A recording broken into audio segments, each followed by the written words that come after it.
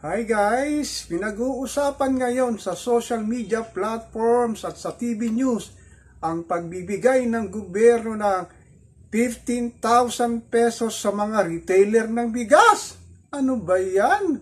Ang sabi ng mga netizen, Ayuda Republic na raw tayo kasi sa kakabigay ng ayuda.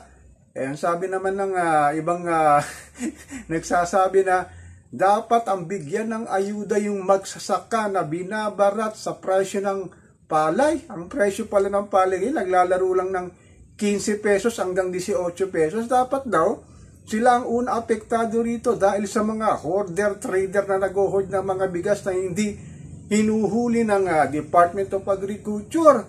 Tapos itong mga retailer ng bigas sa palengke, nung pangalawang araw na sinabi ni PBBM na ang price ceiling ng well-milled rice is 41 pesos at saka yung regular milled rice is 45 pesos.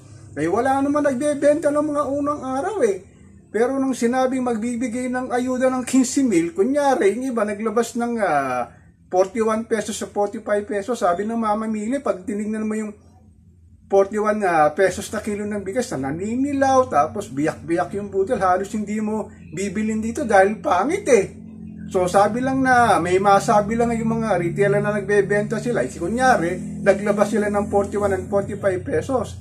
Pero meron naman talaga naglabas ng 45 pesos at pwede mong pwedeng bilhin ng consumer, pero yung 41 pesos talaga, hindi talaga.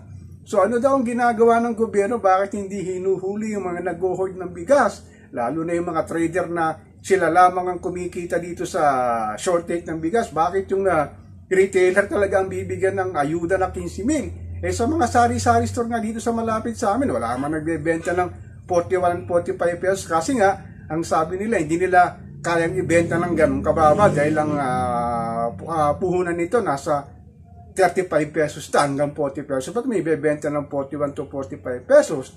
Kaya makikita mo lang yung mga 41 and 45 pesos sa mga palengke, pero sa mga sari-sari store, halos wala kang makita.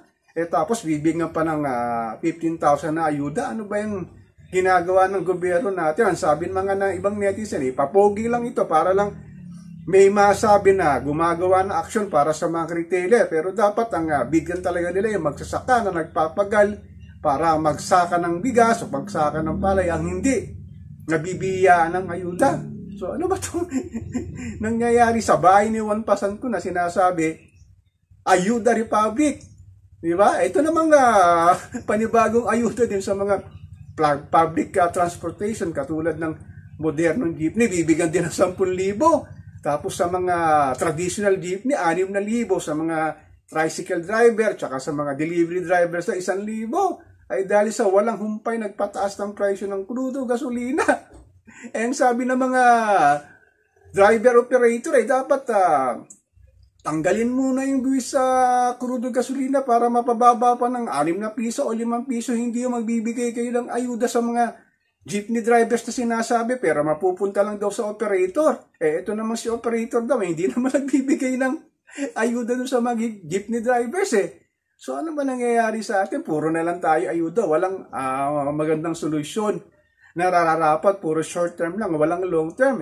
Sana naman magbagong ganitong sitwasyon sa atin. Kawawa talaga si Juan Pasanco na halos hindi na nga kumakain na 3 beses ang araw at nagpapagat, lumalaban ng patas sa buhay. Tapos ganito pa ang nangyayari kung sino pa yung meron at yun ang bibigyan ng ayuda. Lalo na yung mga retailer daw na may puhunan na malaki. Hindi naman talaga nagbebenta ng 41 and 45 pesos, sila talaga bibigyan pa.